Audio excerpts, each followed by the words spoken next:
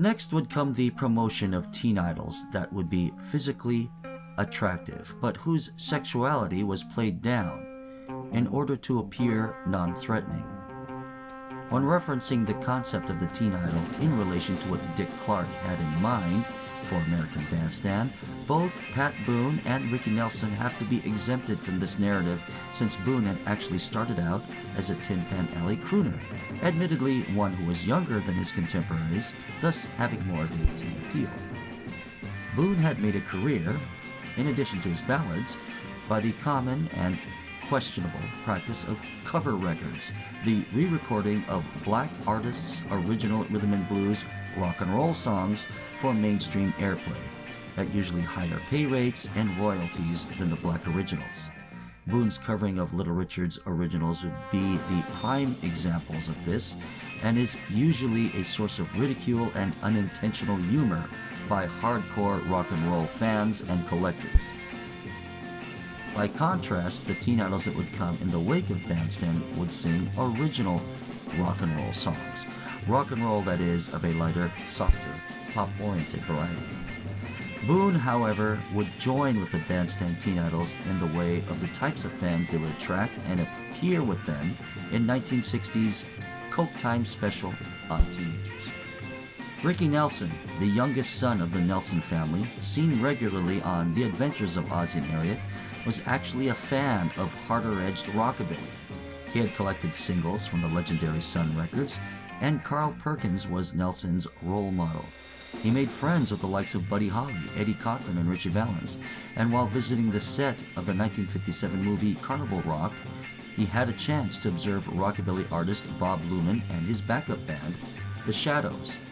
It was there that he recruited rock guitarist virtuoso James Burton, later of the show Shindig, to be his lead guitarist.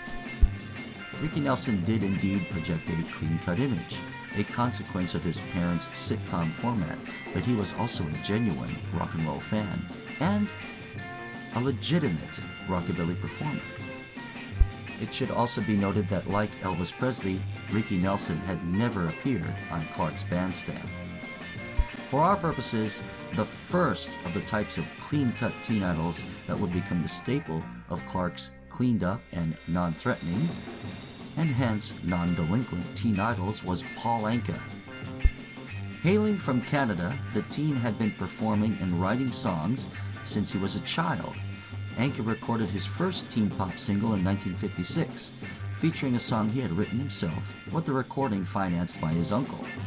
I Confess wasn't exactly a hit, but it did at least garner enough attention to get Anka booked onto the show rosters of some of the more popular rock and roll concert promoters of that time.